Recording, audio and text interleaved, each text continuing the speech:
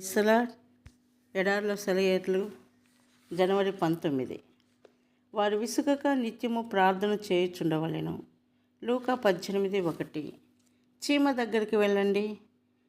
Tamerlane ఒక సంఘటనను తన స్నేహితులకి ఎప్పుడూ చెబుతుండేవాడు.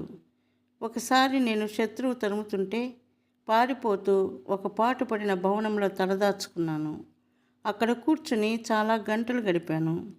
నా నికృష్ట స్థితిని గురించి అతిగా ఆలోచించి మనసు పాడు చేసుకోకుండా ఉండాలని అక్కడ పాకుతున్న ఒక చీమను గమనిస్తూ కూర్చున్నాను. అది తనకంటే పెద్దదిగా ఉన్న ఒక గోధుమ గింజను మోసుకుంటూ ఒక గోడ ఎక్కుతున్నది. గమ్యం చేరడానికి అది ఎన్నోసార్లు ప్రయత్నం చేసిందో లెక్క పెట్టాను. ఆ గింజ 69 సార్లు పడిపోయింది. అయినా చీమ తన ప్రయత్నాన్ని మానలేదు. 70వసారి ఆ గింజతో సహా గోడని ఎక్కగలిగింది ఆ చీమ. ఆ క్షణంలో ఆ దృశ్యం నాకు ధైర్యాన్ని ఇచ్చింది. ఆ పాఠాన్ని నేను ఎప్పుడూ మర్చిపోను.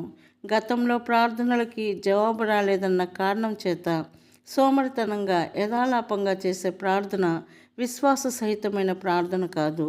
ప్రార్థనలకి జవాబు ఇంతవరకు రాలేదంటే ఆ జవాబు అతి సమీపంగా ఉందన్నమాట. ఇలా అనుకుని చేసేదే నిజమైన ప్రార్థన. మొదటి నుండి చివరి దాకా మనం యేసుప్రభు ఉదాహరణలను పాఠాలుగా తీసుకోవాలి. దీర్ఘశాంతంతో చేయని ప్రార్థన, నివేదనను పట్టు వదలకుండా మరీ వినిపించని ప్రార్థన, చేసిన కొద్దీ బలంగా చేస్తూ వెళ్ళని ప్రార్థన ఫలితాలను సంపాదించే ప్రార్థన కాదని యేసుప్రభు చూపిన ఆదర్శం మనకు బోధిస్తున్నది. సంగీత విద్వాంసుడు రూబెన్ స్టీవ్ ఒకసారి అన్నాడు, సంగీత సాధనను నేను ఒకరోజు నిర్లక్ష్యం చేస్తే ఆ లోపం నాకు తెలిసిపోతుంది. 2 రోజులు నిర్లక్ష్యం చేస్తే నా స్నేహితుడికి తెలిసిపోతుంది. 3 రోజులు నిర్లక్ష్యం చేస్తే నా కచేరీకి హాజరైన వాళ్ళకి తెలిసిపోతుంది. ఇది చాలా పాత సిద్ధాంతమే. సాధన మనిషికి నైపుణ్యాన్ని సంపాదించి పెడుతుంది. మనం నమ్మకంలోనూ ప్రార్థనలోనూ దేవుని చిత్తాన్ని నెరవేర్చడంలోనూ ఎడతెగక ఉండాలి. ఏ కళలోనైనా ఒక కళాకారుడు సాధన మానేశాడనుకోండి, ఏమవుతుందో మనకు తెలుసు.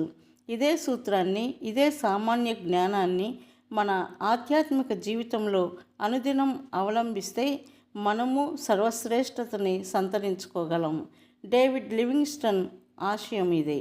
నా గమ్యాన్ని చేరేదాకా, అనుకున్న దాన్ని సాధించేదాకా ఆగిపోకూడదని నా దృఢ నిర్ణయం. తడబాటు లేని నిశ్చయంతో, దేవునిపై విశ్వాసంతో ఆయన విజయాలు సాధించాడు.